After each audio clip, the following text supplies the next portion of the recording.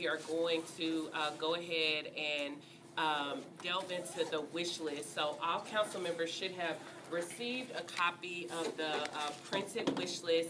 If you have not received a copy, you can get one from Maria. So thank you so much for getting these out to us, Maria, and getting them formatted. The format that we have here, the departments are listed in alphabetical order for the departments that someone has requested to give money to. On the left-hand side, you'll see the council member that made the request, what the purpose was, what the due diligence was, what the cost would be, and where they want to fund it from. I shared with you all in our last 2 sessions, but I'll share it again today in the event that someone may be with us that had not been to one of the previous sessions. The due diligence is just making sure that you have talked to the department that you want to receive the money, as well as the department that the money will be coming from. What we sometimes have run into is council members will want to fund a department, and sometimes the department does not know that additional funding may be coming to them. So the due diligence is just making sure that you've talked to that department head, or you've talked to someone in leadership at that department about whatever it is that you're wanting to fund, making sure that they have the capacity to fund whatever this program is, or whatever it is that you're trying to bring, but also making sure that you're talking to the department that you want to make the cuts from, because it is important to know that when we make a reduction, that reduction is going to have an impact on the department, and we need to know what that impact would be before we consider changing things around. So I don't have to share with y'all. I think y'all already know this is a tough budget year. We know we hear that every year. It seems like we hear that it's a tough budget year, but I thought last year was the toughest I had ever seen, and I have been blessed to now chair this committee for a second time with an extremely tough budget before us, but we will get through it, and thank you all so much for your participation. So with that, we will go ahead and go through the list. I know some council members could not be here today due to conflicts. So if we get to an item, if the person is not here to speak on it, if it's something that you know about, that you support, and you want to speak to it, then I will allow you all to speak to it. If not, we'll just come back to it when that council member is here. So for example, the first one, we have the farmers market. This is something that's supported by council.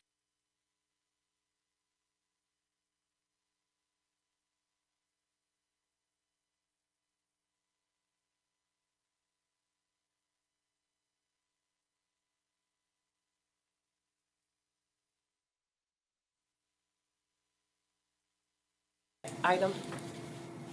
All right, the next thing we have is fire and EMS. So Councilmember Webb has additional $2.6 million for security, staffing for water tanker for rural areas, EMS training and classes for mental health training, adding 2 additional crisis counselors, and a clothing allowance. And the funding source would be GSD transfer to MNPS. So Councilmember Webb, can you speak to this request? I think you want to say that first. Sorry. I just happened to look over and see. Sorry. Aaron Pratt, Budget Officer. So this account currently has $0 in it, so I don't know how it showed up when we wished it, but this account hasn't had anything to transfer to support this request. So I think we'll find additional funding to support this request. Did we just take it out of something else? Okay. Will you help me find something? I mean, it was on the list, so it should have money in there. Now, wait a minute. I can give you the list of what's available. Okay, we'll pull it out of there. Okay. You want to speak to what it is you want to fund? Yeah, okay. So the security is, just so y'all know, I don't know if y'all know this, but all the fire departments have been getting broke into their vehicles because they're not secure. They're not in secured areas. So that's what that is, to add security cameras and fences to the fire halls so their vehicles don't get broke into. Didn't know if y'all were aware of that, but that's been a really common thing with this year with the fire departments. The water tanker, as you know, is that in rural areas, since we've been talking about GSD, USD, in the rural areas, we don't have fire hydrants on every corner. We have them every 6 to 10 miles. So me, for instance, I live way off the road, so there's no way, probably unless we have a water tanker, that if my house caught on fire, that my house could be saved without that water. So I feel like that's a need for everybody that lives in a rural area. As far as the mental health, I don't know if y'all know, we just recently lost a fireman that took her own life. And mental health for firemen is becoming more and more a crisis with what they're seeing. Nashville's growing, so they're seeing more. They're experiencing more. So that's why I put that in there. And the mental health training is for the people that are already doing the mental health, but they need more training to learn how to let these firemen learn how to have better coping skills with what they're seeing on a daily basis. The two addict counselors are, because we're adding more staff, well, then you've got to have enough crisis counselors to take care of that staff. And then, of course, the clothing allowance, that's no big deal, but believe it or not, they don't, I think they get like $30, $60 a month, but, when you're talking about, firemen even already have to pay for their own training. When a fireman goes to training, they have to take their day off and pay for their training. We don't even pay for their training. So there's, I don't mean to always be on the fire department, but having a son on the fire department, I hear firsthand of the need on different things. So that's why we put that in. That was on the wish list for what I put on my wish list of things that I hear from the firemen that they say are concerns, and that's why I added these things. So I'll have to find a new funding source. But Question. Councilmember Sora. Thank you, ma'am. Councilmember Webb, is there a breakdown of this 2.6 million for each of the categories? I did break it down on. If we can get that. Fire, yeah. And then, I know that last year, the counselor for the firemen was something that we thought was very important, and we funded that last year. I know this is an addition. My question is, I know that as Metro employees, we have access to mentor counselor. Do firemen also have that same access, or they don't? Well, they have their own crisis prevention people. Which we funded, okay. Yeah. So, but do they also have access to the Metro mentor? I don't know. I will say that when I I had would the same think that. conversation about mental health for the police department with Director Hall, she told me that they do have access, that both police and fire do have access to the same. I think it's just that, as we grow as a city, we're growing, but we're not adding enough counselors to keep up with. I'm not objecting to it. No, I know, I'm saying. I funded yeah, it last year. yeah. Actually, it was on my wish list. I was just trying to Yeah. ask that clarifying question as we're looking. And then as far as the water is concerned, which I think I live in a rural area too. So is this something that, maybe this is for finance, is this something that water could fund instead of the operations since water has Well, money? it's the vehicle is what that is. It's not really water. Is that the fire hydrant you were talking about? No, it's the vehicle. It's a tanker. It's a fire tanker that carries water. This may be an opportunity for capital request for this, but this fine. It was on the list, but yeah. This, things like that, will probably be invested for capital request. This is probably 4%. Okay. Funding source doing. Should we get touch before we Can't said touch this year? 4%. Hold on, wait a minute. Wait a minute. That's why we asked 4% to be able to. But capital, for these okay. types of things. Okay. All right. Thank you. Councilmember Cortez. Thank you. Thank you, Councilmember Webb. Appreciate this. There was a fire marshal in my district a few months back who alerted me to the break-ins. We worked with the mayor's office to get cameras put in at every fire station to help with that. I'm not sure if that's been done yet.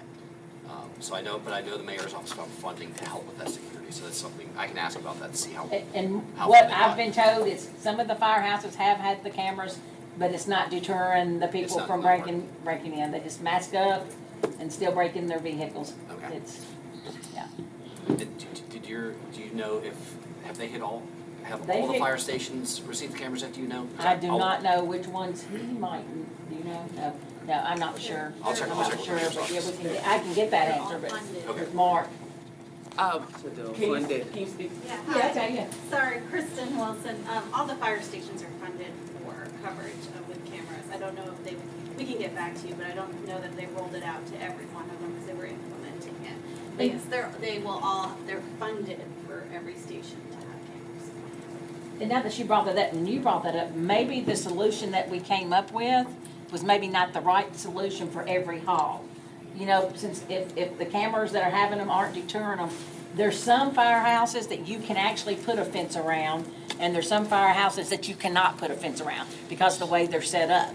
Maybe we need to look at how we expended that money and say, okay, well, if this firehouse over here can have a fence around it, let's put a fence instead of cameras, because that's gonna be a better solution. Just something that maybe, I don't know if we can do that, but. It can be assessed, and again, that is the kind of thing that could be paid for potentially out of the 4% fund when we make allocations out of it. General services needs to probably do that assessment. Did you have something else, Councilmember? Vice Chair Timmons? Thank you, Chair. I just had a quick question for Mr. Pratt. Does the GSD transfer to MMPS is a line item in the budget? Can you just explain what is that? So we didn't have to do a transfer to MPS this year. It showed up on the list, and I didn't catch it when I was scrubbing through the list. But normally, like in fiscal year 25, we made a transfer from GSD to the general to MPS, or I believe we did some additional funds for the textbook. So we would normally do those kind of things with that fund, but this year we didn't have to because we were allocating them through the process. Okay. So there is no transfer to MPS. Okay, so for the fiscal year 26, is that not supposed to be in the, because it has a number on there, is that not? I'll have to double check. I just checked the ordinance. I didn't see anything Okay. for the transfer from the GSD to Okay. MPS fund. Okay. So that's why we're giving them additional money, that's, okay. Okay. Thank you, Vice Chair. Did anyone else want to speak? Councilmember Ellis, you're recognized. Yeah, so, when you say the clothing, like, what is that exactly? Like It's their not their t-shirt. uniforms, it's Yeah, I mean, it's like they're like when they're not dressed in their suits. like when there is a code, a uniform, I was looking for the fire area. There was a, like, when they're at a fire station and they're not on a fire run, they have to be in a certain uniform. That's what that's for. And after you wear it so long. So how much are they allowed, do you know how much they're allowed? It's a very now? low allowance. I want to say $60, but I could be wrong. I can text one of them and ask them, but it was very low allowance. Yeah, okay. That was on their wish list, yeah. So, and Councilmember Webb, this is when they're not in uniform, they have to wear fire t-shirts and they get $60 towards the fire t-shirts. Is that $60 a year or how Yeah. often? A year. Okay. But I'll get the right answer. Don't quote me on that. I want to get the right, I just know it's very low and I'll get the right, I'm gonna. That sounds about right, because I think that's what the water gets. Yeah. Thank you, Councilmember Webb. Did anyone else want to be recognized? And Councilmember Bowe, it's hard for me to see you over there, so if you want to get recognized, you or Councilmember Coopin, just throw your hand out. We will. The next item, we have General Sessions Court. This is a request from the Women's Caucus Funds to assist in providing legal assistance to prevent residents from being evicted from their homes. That's me.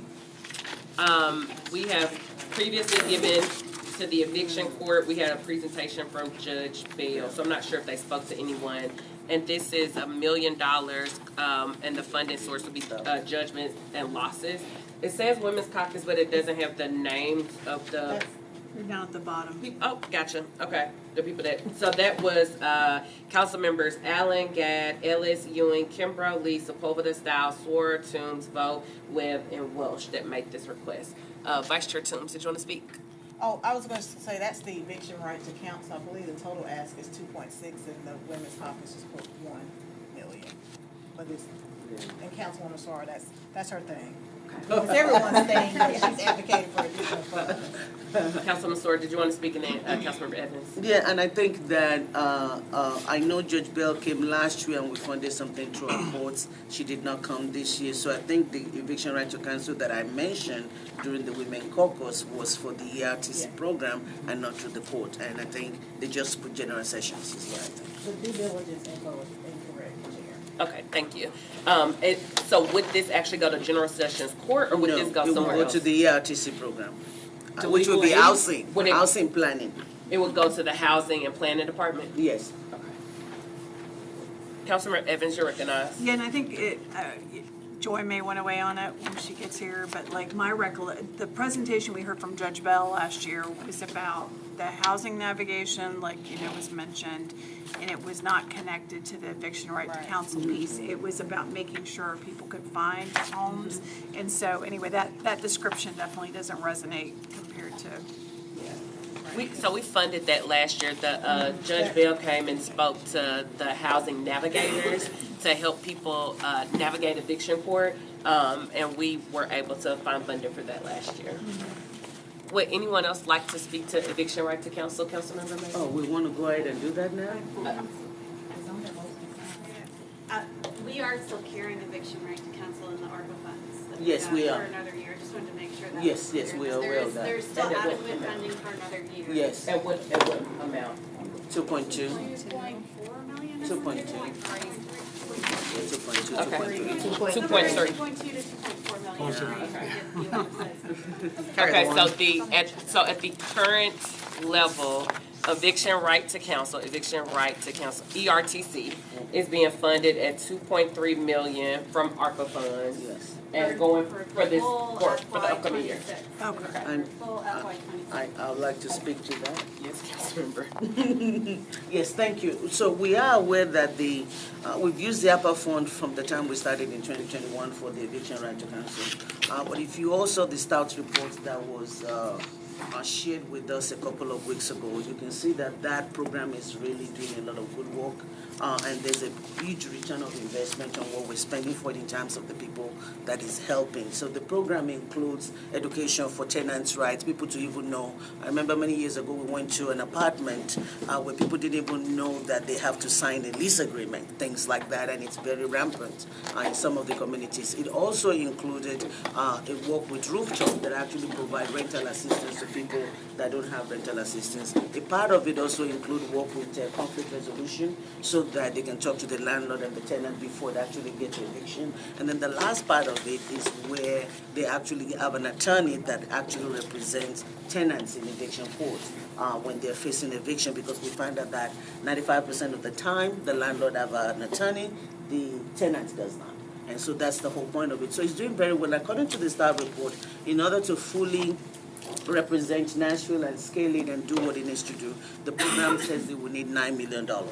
So we felt like $9 million is a lot, but it's worth it. And then when you look at what is happening nationally now, people are losing their job. I'm getting calls every day, texts all the time. People in our community losing their job, the cost of living going up. I mean, we see more need for it. And so in the upper fund, there is a 2 point. It was supposed to be 2.4, but it's now 2.3 that is there. We also feel like the 9 million, we may not be able to do that because we're looking into public-private partnerships, so the organizations are talking to their donors to be able to help us get to the 9 million, but we're asking Metro to at least help us get to at least 5 million, which is where the 2.6 came from. Thank you, Councilmember. And for anyone, we had a couple of people that came in after I made this announcement. The speakers are the microphones are in the ceiling. So if you are eating during the meeting or if you are having a sidebar conversation or whispering, it will be picked up by the microphone, just so you know. So that will be picked up. Yes, Councilman Stiles. Chair, why is that versus the microphones that we usually have? Why are we doing it this way?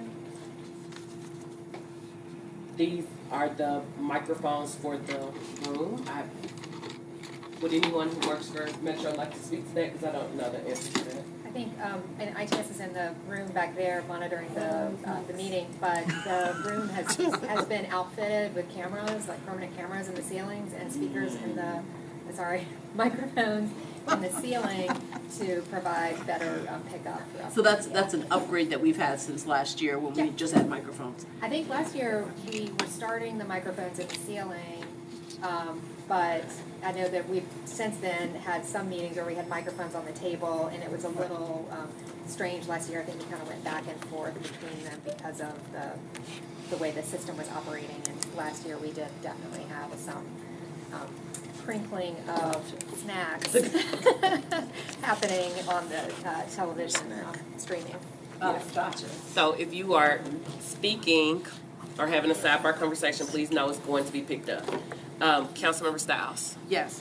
I understand you've been skipping and people were not here. Yes, I'm gonna come May back I? to you. Thank you, because you know I have to leave. I know. I'm gonna come back to you. Councilmember Vo. Thank you so much, Chair Porterfield. I just want to clarify for everyone, so the 2.3 million is from the mayor's office, like with the ARPA funds, and then the council is requesting, or those who have requested 2.6 to equal 5, correct? Yes. Okay, it's in addition. It's in addition to. Okay, thank you, I just want to make sure. And if it's 2.3 from the mayor's office and the request is for 5, then my assumption is that the request will be 2.7. Yes. Okay. Councilmember Cortez and then Councilmember Styles. Thank you, Chair. I just have a quick question for Budget and Finance about the funding source. We've heard so many numbers. Is it accurate to say there's judgments and losses is overfunded? And if so, by how much? We took all the money we took in losses last year. And just so that y'all know, so the way that we'll kind of do the process, I will turn to Mr. Pratt so he can answer, but the way that we'll do the process is the first few sessions, we just talk about what people are requesting. Okay. And then the last sessions, we'll talk about where the funding sources are coming from. Since the question was asked, I do want to let him answer, but I'll tell you, we rated judgment and losses last year and took it all the way down bare bones to fund last year's budget. So this year we have to replenish it because we took the money from it. But Mr. Pratt, if you could opine on that. Of course, yes, currently the actual monies in judgment losses is what we probably should have done, because it was rated so much in this current fiscal year that we had to replenish it this year, plus do the additional expenditures on top of fiscal year 26. I would personally say there is not enough of the requests that I'm seeing. There's not enough funding to even fund of these requests, because we have to replenish the funds, and we talked about that last year. And part of the replenishment part of the increase of the rate is because we have to replenish this fund because we didn't do it last year, this fiscal year. So judgments and losses, the amount that's funded there is probably desperately needed, and if our council does take any funds from this, we will be in the same place next year. Thank you. I'm sorry, go ahead. Do you have a follow-up? Councilmember Styles, then Councilmember Ellis, then Vice Chair Toombs. Thank you, Chair. Women's Caucus is missing Council Member Evans, in terms of names, if she could be added. And Gamble. And yeah, already. There you go. And I know that is on my email. Okay. Thank you for highlighting that. Councilmember Ellis. So I just wanted to ask more of a fundamental question for Mr. Pratt. It seems like, in my opinion, that we're sort of boxed in since for finding extra money, because the 4% fund is being funded at the minimum, so we can't pull from there. And so if we're wanting to make changes, that's going to come at the expense of cutting some of the departments' funding. Is that accurate? I would say that's one of your options. I mean, there's options, other options you could take in order to fund some things, but I think the current budget funds a lot of the priorities, but we have a lot of things that we had to fund from a continuity perspective already. So I think what's currently funded in the current budget is everything that we need to fund, plus some additional things that were priorities. But if you're looking for any funding in this budget, I would say you probably have to be a little bit creative, because the obligations that we currently have in this budget have to be met. And what do you mean by creative? I would say there's going to be I think the numbers that I'm seeing here, judgments and losses can't support these numbers. And then also self-insured liability. I mean, we would have to look at current claims, what's on the, how much expenditure we have this year, which is going towards fund balance because there's nothing in this year. How much is that going to carry over to next year? There's a whole myriad of things we would have to look at. So getting creative or doing the due diligence to make sure that we're looking at this year, the expenditures, and how that's going to roll into this current budget. That's kind of what I was meaning. Got last question here. So is there a reasonable bucket of funding that we could pull from?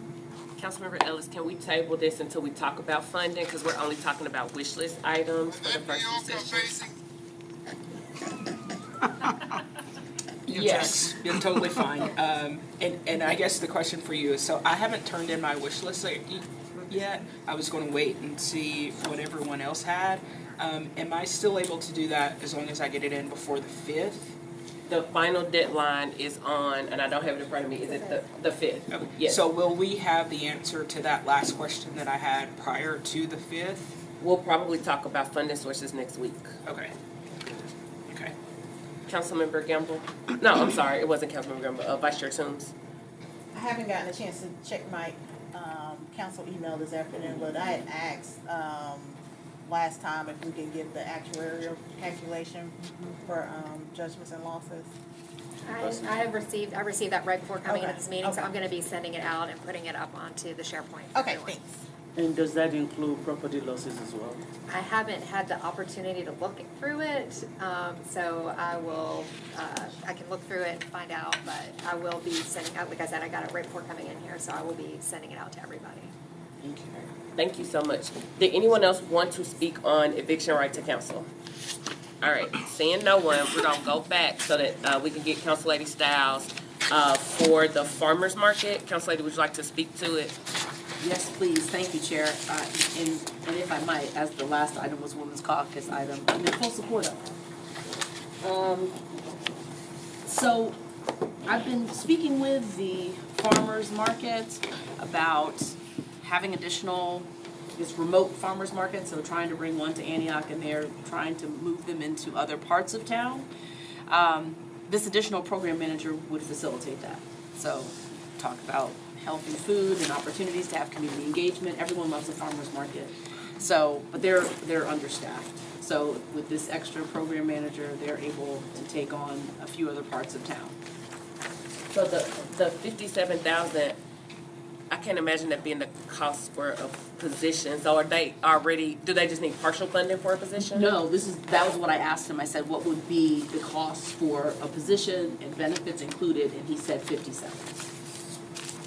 For a full FTE with benefits? For a program manager for the farmer's market.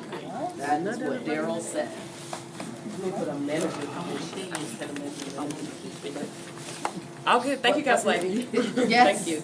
Did anyone have any questions about that? All right, so we'll flip back to where we were. Thank you, Council Lady Styles. The next one is Human Relations Commission, Councilmember Coopin. It looks like we also have Councilmember Sorora. It looks like both of y'all talking about possibly the safety plan. So Councilmember Coopin, I'll go to you first, then Councilmember Sorora, and then the Minority Caucus and the, oh, never mind, next page, okay. Thank you so much, Chair. Really excited about this one. Earlier in the year, I started working with a task force looking at community safety and public safety and how they're similar or different, and how we can, as a city, work towards both of those initiatives. And as I did some diligence, came to learn that the chief has a community safety plan. There's the Office of Youth Safety. There's a number of different entities. And I also came to learn that there were a number of other groups advocating for something similar. So I think this is a really great initiative to come up with a kind of one singular community safety plan, looking at the different things like the pilot program in Napier, violence interruptions, all sorts of different things. And so in conjunction with a few others, I learned that $503,305 was the requested amount. I put it under HRC. I think Councilman Suarez speaks in her comments a little bit about this.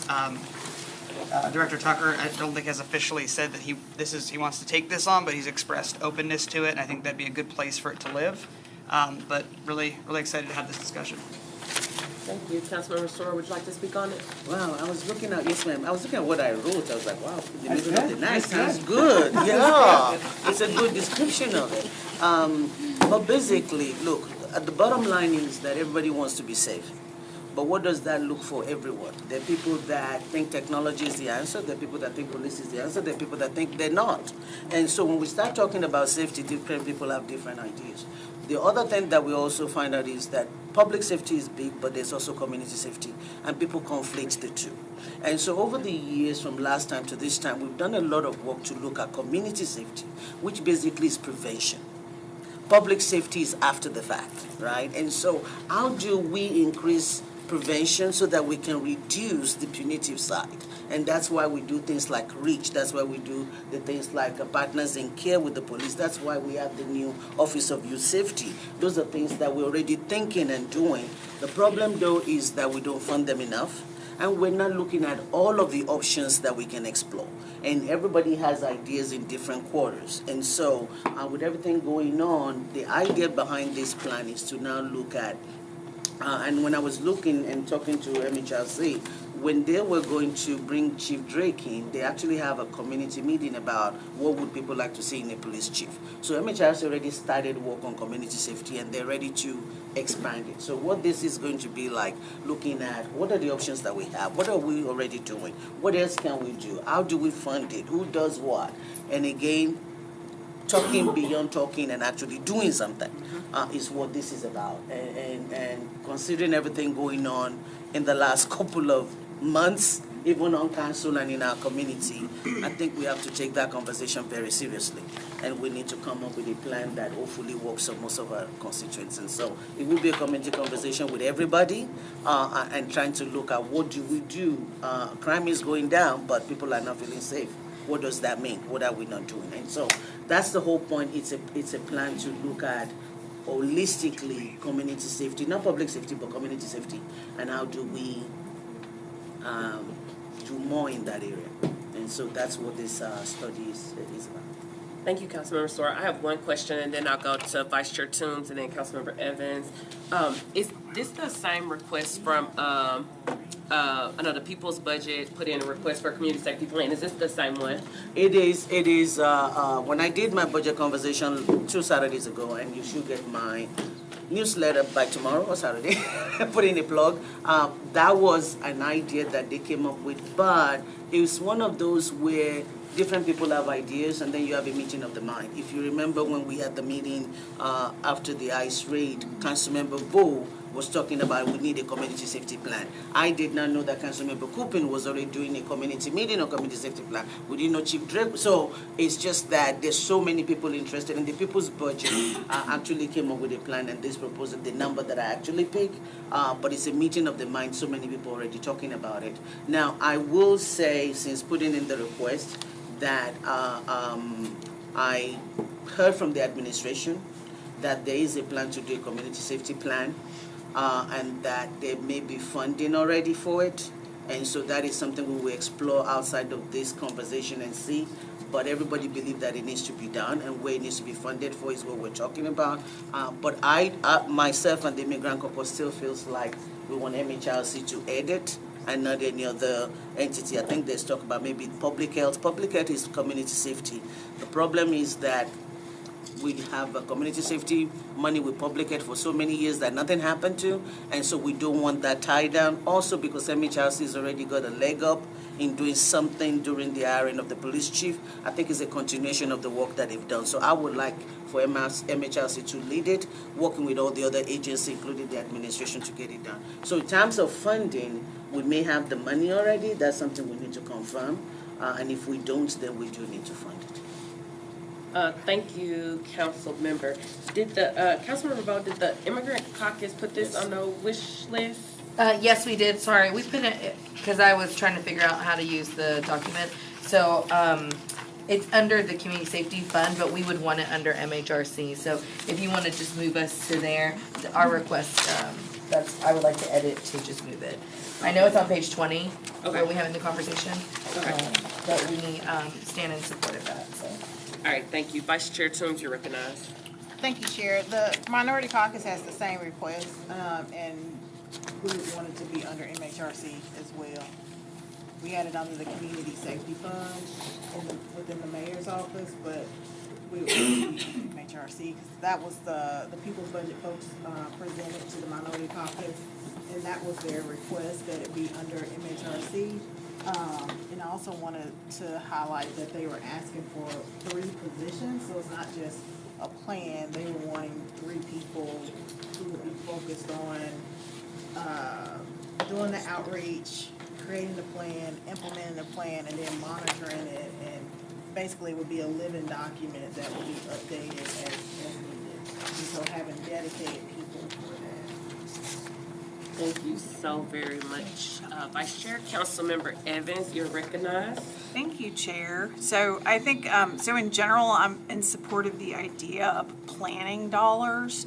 I'm not in favor of them being so prescriptive. And so I liken this, kind of the situation to what we were navigating with the creation of the Office of Youth Safety and kind of the, I would say, competing priorities around youth and wanting for that position to be hired prior to kind of engagement around other things. Like I'm thinking of Councilmember Druffel's resolution. And so since the mayor's office spoke about that replacement position from the last administration on violence prevention, my perspective is I think it's important for that person to be in that role and be involved in this conversation and where that should live. And I know that there's interest in MHRC. My experience last year when I was chair is Metro was awarded a grant to kind of dig into violence and gun safety and those kinds of things.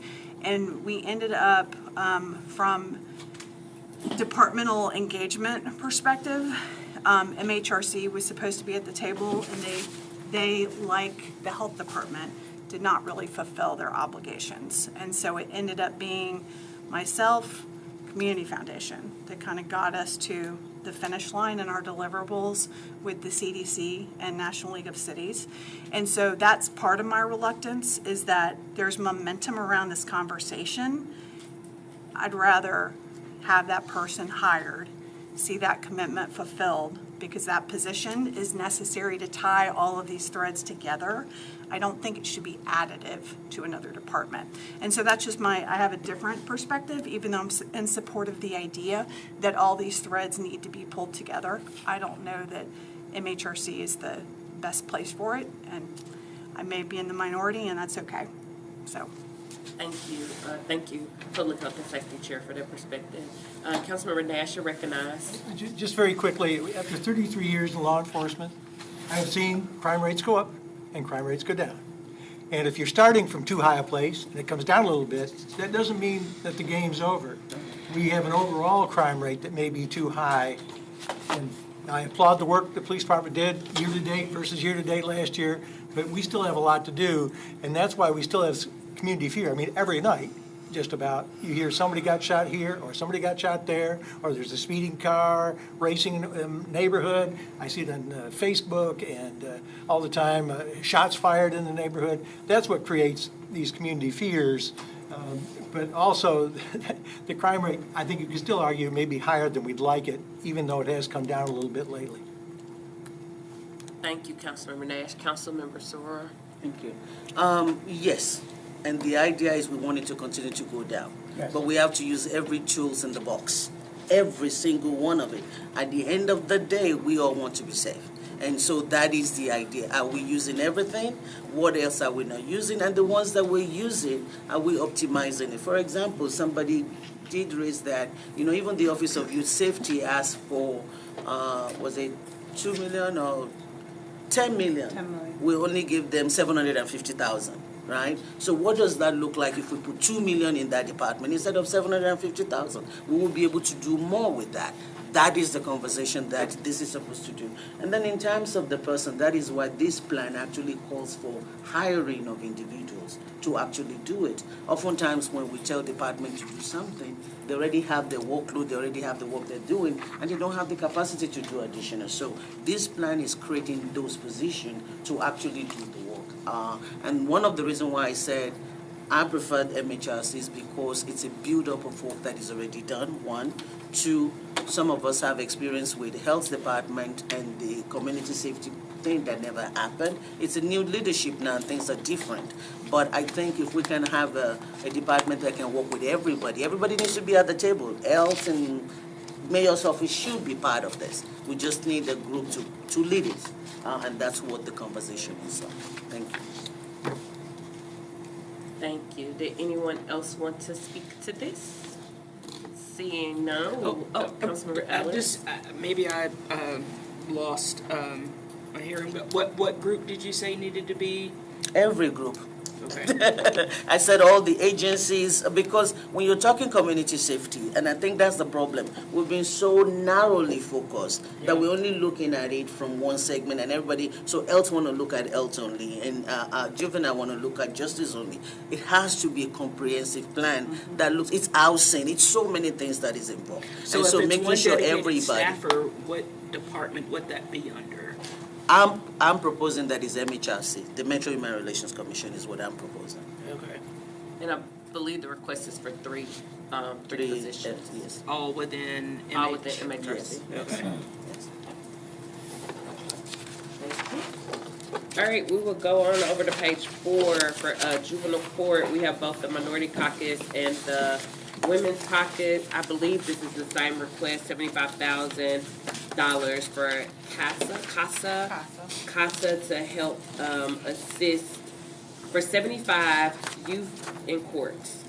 To assist an additional, this funding will be used to increase the number of volunteers to assist an additional 75 youth in court through CASA. Councilmember Toombs and then Councilmember Styles, I'll ask you both to speak to it. So CASA came and gave a presentation to the minority caucus, and the ask was for $75,000, and it would allow them to increase their capacity so that they can provide services to more young people. Councilor Styles? Ditto, and I spoke with Judge Calloway, and she's supportive of this. Did anyone else want to speak to it? Have any questions? Just if Councilmember we could Campbell? just say what CASA is a court-appointed something. Special ed. But everybody Special should appointed have. special Thank you. advocate. Court-appointed special advocate. And they're in juvenile court. Thank you. Any other comments, questions, concerns? Well, we are moving right on through.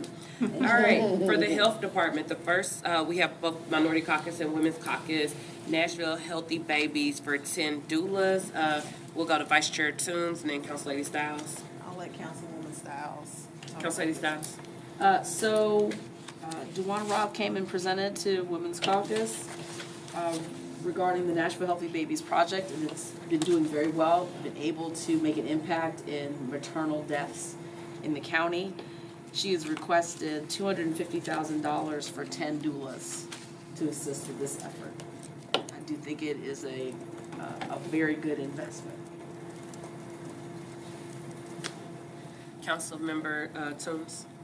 And I did not see the presentation, but it was on the list that was discussed during the minority caucus meeting. How are the doulas being used? Like, how do they get assigned to the mothers? She did not share that during the presentation, but I can ask her, and I can ask her to send it so we can go out to the caucuses. And is this open to mothers of certain income levels, or just all mothers? It's for the entire program. She did not specify. Now, it is an important issue to the minority caucus because we all know that of color, mothers of color, particularly black mothers, have higher mortality rates than any other race. So it's important to put resources in place to make sure that mothers are having healthy pregnancies and healthy births, and healthy babies. Thank you so much. Did anyone else want to speak to it? I'll just request some more information if y'all could. What would you like? Chair, if you could get the information about the program, if you could send that to Director Darby, and Director Darby, if you don't mind sharing it, I appreciate that. You want to know how the doulas are assigned? That I would question love to that- know about the program, just the program in general. So I'm familiar with doulas, but like, how does the program operate? How many people do they serve? How do they select who they serve? Just overall how it operates. The next item, Councilmember Styles, funding for additional spay and neuter services through the Pet Community Center. Yes, as we all know, I am passionate about getting MAC under control. So, one of really the largest item that we continue to talk about still is the number of animals in this county that are not spayed, not neutered, and it's contributing to our problems. Our facility is beyond capacity and cannot really do enough surgery. So Pet Community Center, which happens to just be down the street from MAC, we gave them $20,000 last year, and they added an extra day a month that they did surgeries. And so I did speak with the director of Pet Community Center, Brandon Dice, and asked him if this would be something they'd be willing to do again this year, and he said yes. So while we're in the midst of working towards our new facility, which yay, was number 3 in the CIB, this helps us out. Don't laugh at me, this is effort and energy, people. So I'd love your support, it's $20,000. Thank you, Councilmember Styles. Councilmember Coopman, fellow member of the Pet Caucus, would you like to? Right, Pet Caucus. Thank you. I'm making a personal plea because most of the unneutered cats end up in my home. So please help my wife not kick me out. Good to know if we have extras. Listen, drop them off on my porch. No, but seriously, I think the spay-neuter program is really essential, especially over the summer when it becomes kitten season, and it's a great effort and a great work. And I talk to so many people who can't get an appointment, they can't get these animals in that they're finding, and so for $20,000 to have that additional bump, I think is money well spent. Thank you, Councilmember Coopman. Did anyone else want to speak on this? All right, next item, page 5, we have Councilmember Ewing giving to the mayor's office, Our Place, which serves individuals with disabilities by organizing friendship houses, $250,000 to allow the organization to expand services. The intentional communities offer a safe and affordable housing for those in need. So, Councilmember Ewing, would you like to speak to it? Well, first of all, thank you for reducing my explanation so that it actually reads well, as I put in everything but the kitchen sink when I was describing the purpose. So, the disabilities community is a fairly large population, but there are limited options for housing for these folks. The great thing about friendship houses is they not only serve neurodiverse residents who have a very limited budget and are generally between 30 and 50% of AMI, but they also have neurotypical residents who are also at 30 to 50% of AMI. So we're serving two purposes. We're serving the neurodiverse community, and we're also getting at some of that affordable housing need. And it's an excellent model because it provides sort of a synergy between the two communities and allows for growth of both communities. So I'm advocating for this funding so that they can expand this service, that they have done such an amazing job over the last 10 years growing this program where there wasn't a program before. And I would love to see them continue growing, so. Thank you. And I have no idea if I chose the right funding sources, so my apologies. Okay, we'll figure funding sources out. Councilmember, do you know what the $250 will be used for? So, hold on, I think it's in the really long laundry list over here in the other section. I know that they are going to expand with another couple of friendship houses. They have a new executive director, and the idea is to have enough funding to expand their operations and expand into these two houses without unduly burdening their fundraising operation, which is quite small.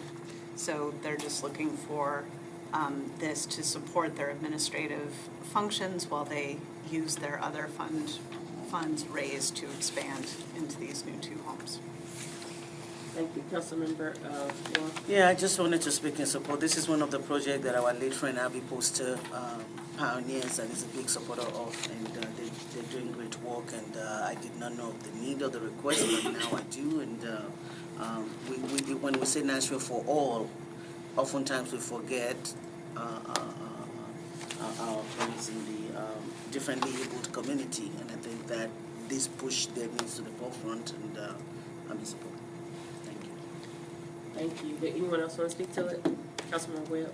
Can you tell me, like, the concept of a friendship house? I'm in support of it because I do think they are area that does get overlooked because of the need is so great. People just tend to overlook it. So, can you tell me exactly how that works? So they create sort of a community living situation where each individual has their own room. I think they have their own bathroom as well. So it's a tiny little sort of efficiency size apartment, but they share the kitchen space. They have a common gathering space where they have community events, they have game nights, they have all sorts of things like assistance with getting to a job. So they teach them how to access transportation options, how to maybe go to an interview and get a job.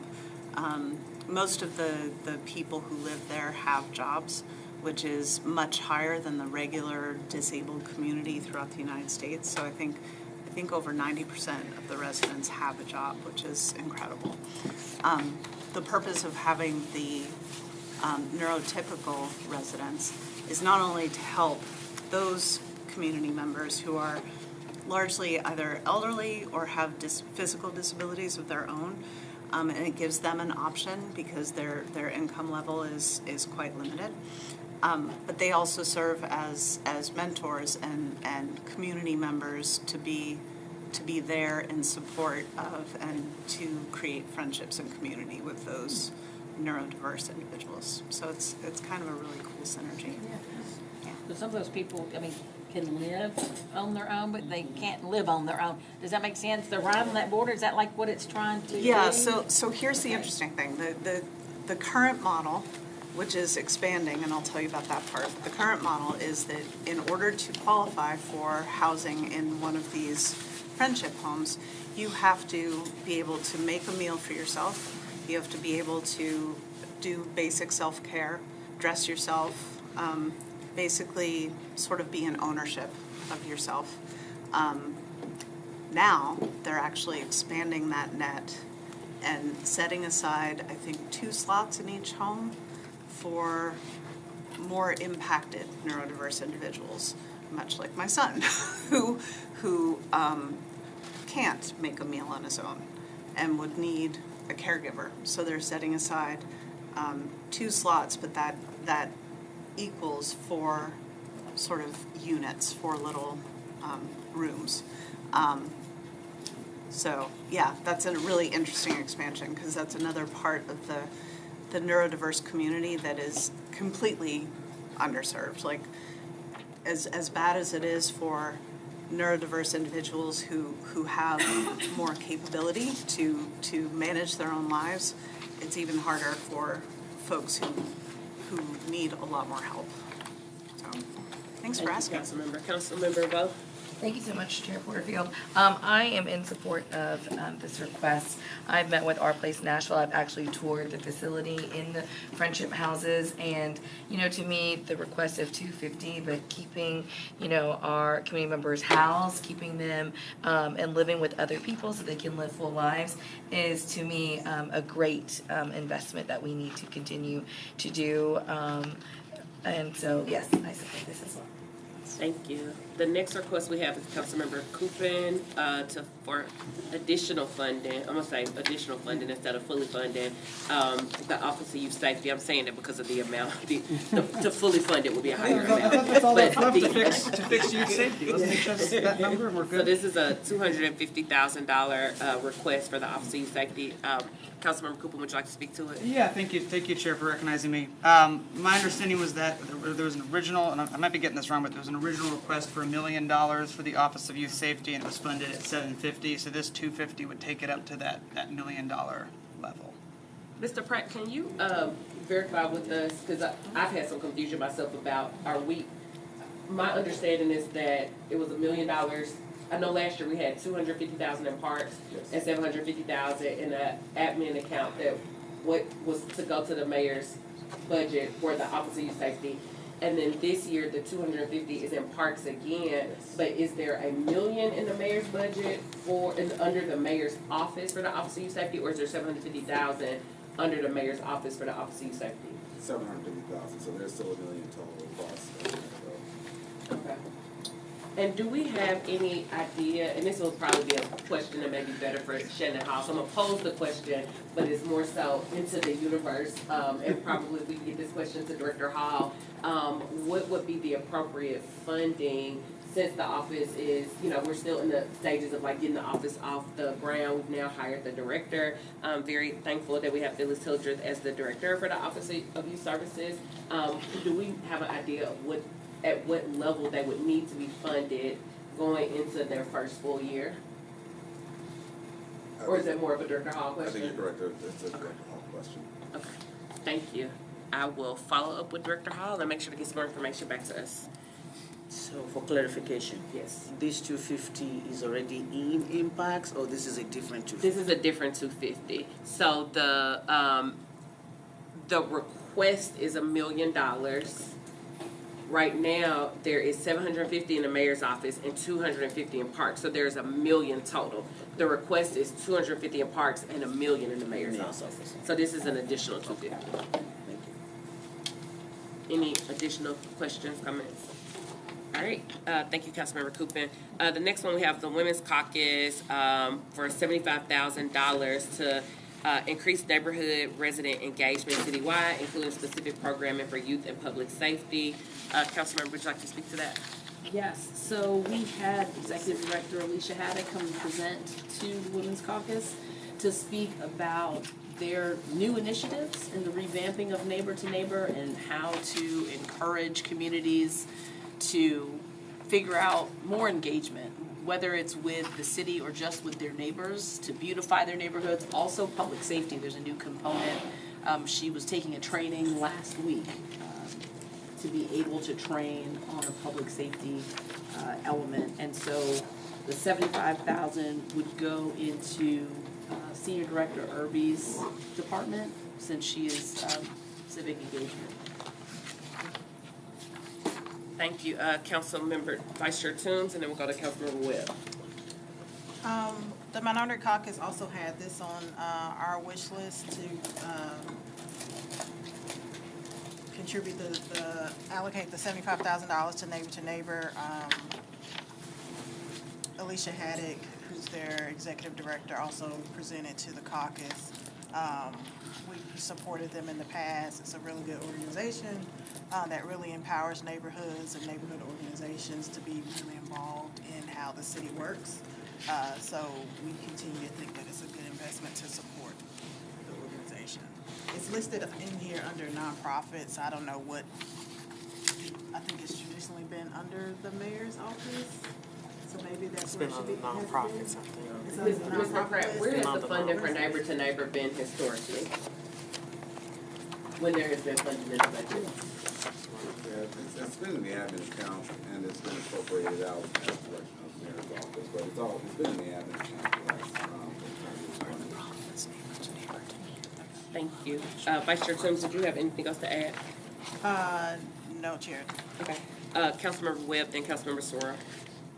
And then Councilmember Gamble. I just wanted to say I'm in support of this. Me and Jennifer partnered up this week and went to a neighbor to neighbor event at the senior thing right there in Rivergate. It was for the seniors, and it was so engaged, and it's not for the youth part, but just the neighbor. I just want to say support for the neighbor to neighbor. I was very impressed, and I think getting into the area like this is what people need. I mean, the elderly, they were very engaged, and it was very informational and very good things. I'm in very much support of this. Thank you. Councilmember Sora, you're recognized. Thank you. I'm in support, but two clarifying questions. Is it currently funded? Is this in addition to, or it's not funded at all this year? It is, that is not funded in the, I'll let Mr. Pratt speak to this. Because I believe last year we funded them at a very small amount, like, what, how much? 15,000. Yeah, I was gonna say, it was a really small amount last year. The FY '25 budget removed this 60,000 that we had last year or the year before, but It may have been the year before, because last year we only did like 15,000, I believe. But Mr. Pratt, can you speak to what the numbers were? for last year, I'm sorry, I don't, for this current fiscal year, I don't have that offhand, I'm sorry, but I don't see it in the current ordinance for Okay. And then the other question that I do, and again, I am in support of Neighbor to Neighbor. Since it said the Office of Programming for Youth and Public Safety, I guess my question is, would they be working with our currently existing Office of Youth Safety when it gets off the ground, so we're avoiding duplication and better reach? Do we know that? My understanding of the program, and I've spoken with someone else about the program, so I didn't speak with Director Haddock about it, but my understanding of the program is that it is to help neighborhoods to identify ways to reduce safety. Increasing safety. Excuse me, what did I say? Sorry, reduce crime. Yeah, reduce crime, improve safety through like multiple things. So that may be through like beautification efforts, through, maybe this is like painting a mural somewhere. Maybe this is, instead of an area that's looking kind of shabby, how do we, spruce it up and do things of that nature. And how people in the community can come together and create plans for their community to say, we want to improve safety in this area. These are some things that we want to do. And how they can work with different metro departments. So maybe they're, having a conversation with codes about something, or having a conversation with various metro departments about how we can all work together to improve safety, which could also fall in line with that community safety plan. So it's all kind of mixing together. But thank you. Councilmember Gamble. Thank you. I just wanted to speak in support of this, and there's probably a lot of buckets that it could come from. If 75,000, maybe 25 from codes, maybe 25 from planning, because there is a housing element to it. Councilmember Webb, and as she stated, participated in a panel yesterday that Neighbor to Neighbor hosted in Madison that focused on health initiatives for seniors, the senior population. That's another population that they are really trying to lift up and empower in regards to providing information on health, Medicaid, or Medicare rather, health initiatives, but also housing, how to get into senior housing, how to retain your home, how seniors can stay in housing, anti-displacement initiatives. So that's the housing component of it. So they do a lot of work and reach different populations, and so it may be, okay, I mean, I think that the Mayor's Office of Neighborhoods is a good place to start, but it could really kind of be spread out between several different departments. Thank you. Councilmember Ewan.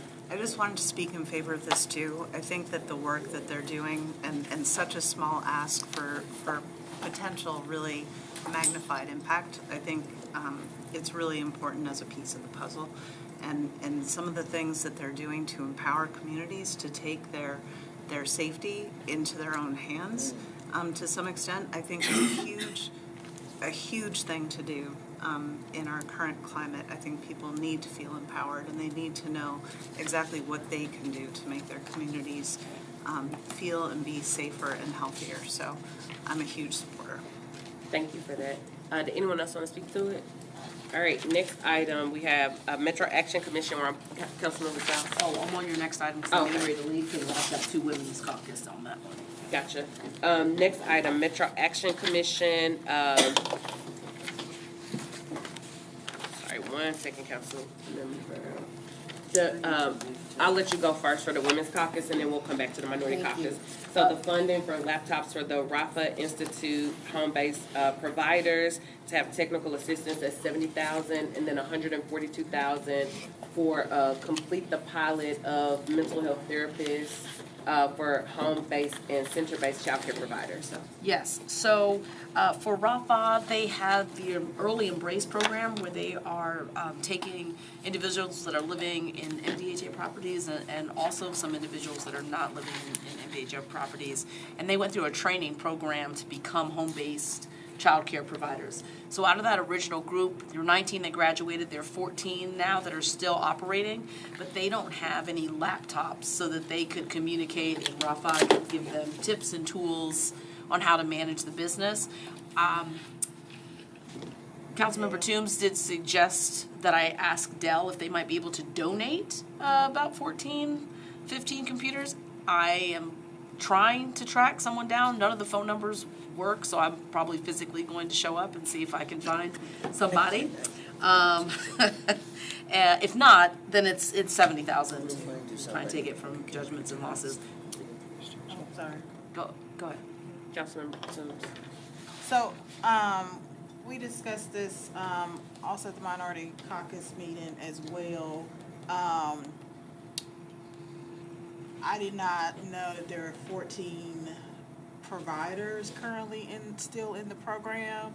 70,000 sounds very expensive. 5,000 a laptop.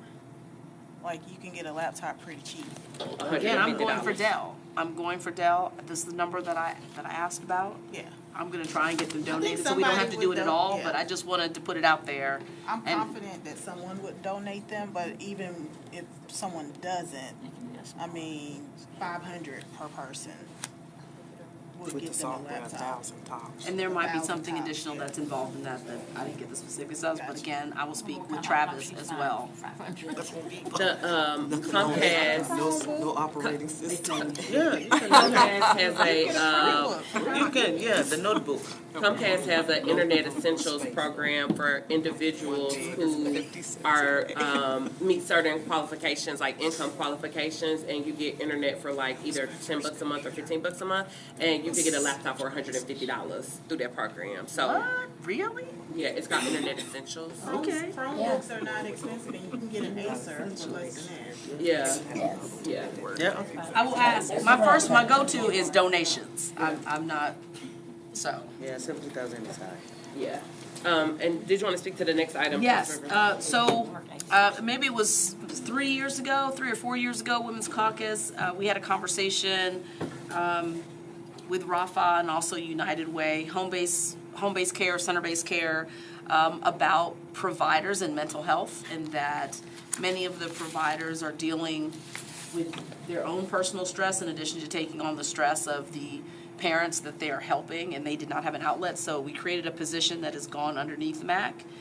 MAC came and presented to the Women's Caucus, getting feedback from the providers, and it was resoundingly supported. They would like this additional funding to continue collecting data. Their intention is that after this year, the goal is to figure out how to permanently bake it into MAC's programming. Was this for the 14 providers through the early initiative No. program, or this is different providers? This is different. This is countywide opportunity. So United Way handles center-based care, and then home-based care is Rafa. So any of those providers were eligible to use this individual. So they had group sessions, and some of them had one-on-one sessions. And the presentation that they gave us, it is on the Women's Caucus SharePoint as well, to see the feedback. Thank you. Did anyone else have any questions on this one? All right, we're gonna go back to the Minority Caucus items under Metro Action Commission on page 6. Councilmember Toon, so this is funding to pay for 2 therapists for home and center-based child care provider. I believe that may be the That's same one. thing as the Okay. Women's Caucus. And then, so we have funding for Bloom as well as funding for the branch. So I'm skipping the ones that were the duplicates of the Women's Caucus.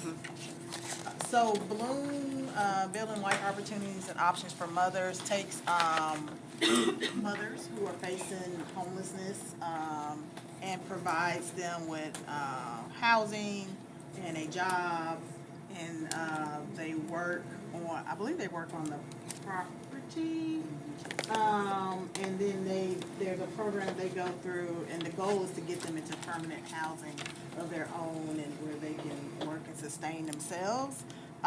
The founder of the program presented to the Minority Caucus a while ago. Director Calvin with the Office of Homeless Services has actually agreed to take it on if it's funded. And then obviously the funding source is judgment and losses, as is everything.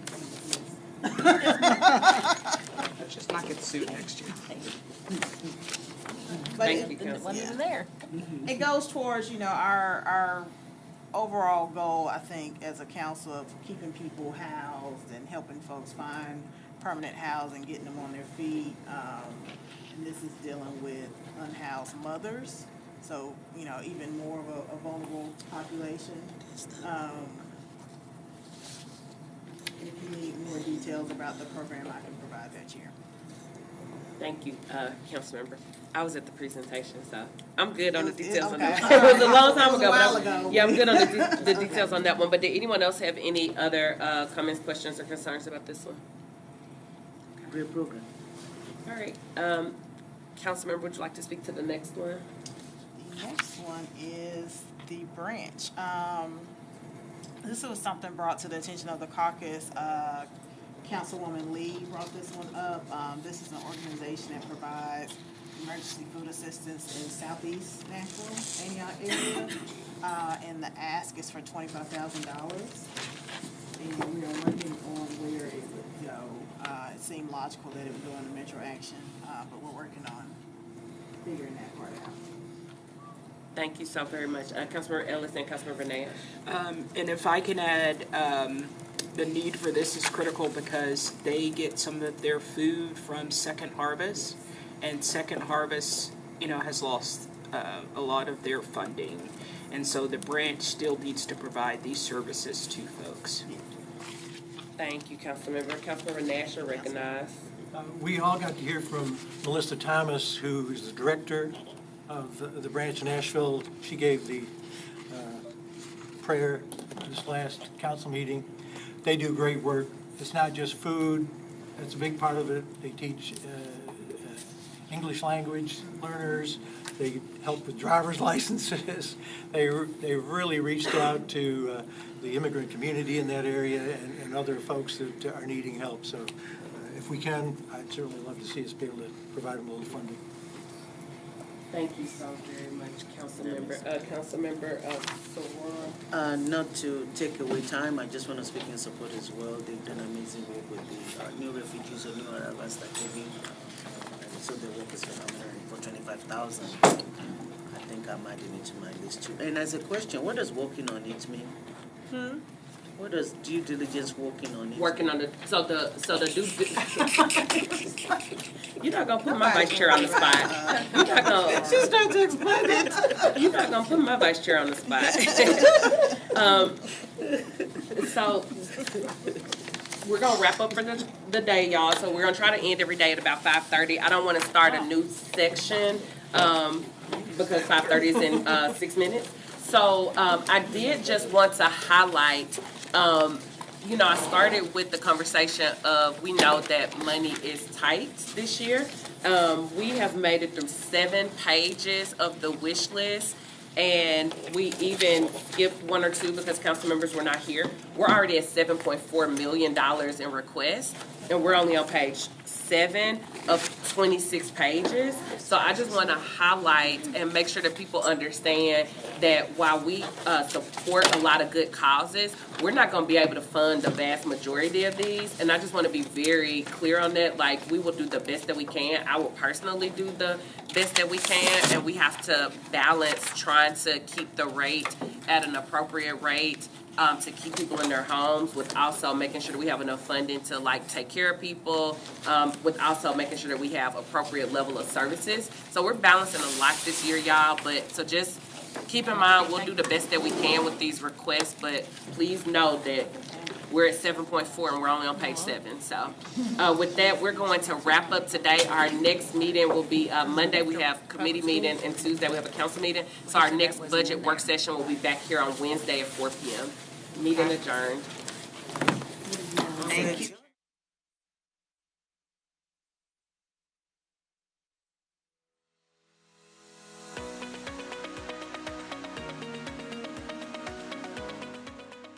This has been a service of the Metro Nashville Network.